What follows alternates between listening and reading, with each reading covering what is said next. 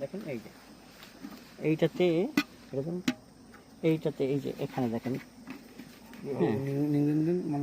তো দেখতে পাবেন একদম এই যে একদম সুন্দর না। এই যে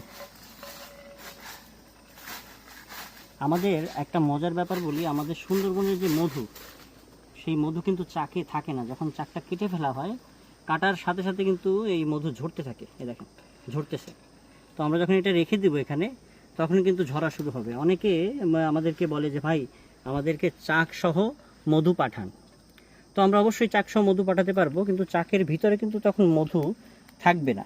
হ্যাঁ, এটা কিন্তু আপনাদের মনে রাখতে হবে। তো এটা হলো ব্যাপার। আমরা এভাবেই আসলে চাক পাঠাবো, কিন্তু মধু থাকবে না। এটা আপনাদেরকে দেখাই দিলাম সুন্দর একটি সময়। এভাবেই আমাদের আরও সামনে চাক আছে, এগুলো কালেকশন করি। কিছু আছে কিনা দেখো, শেষ করো না। ওই ওই ওই ওই খোসাটা নিয়ে আসি।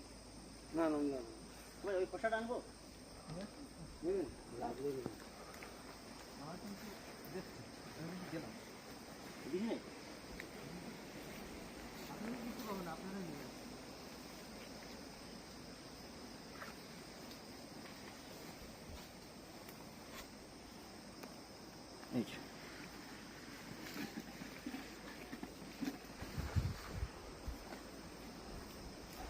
এবার আর একটার উদ্দেশ্যে আমরা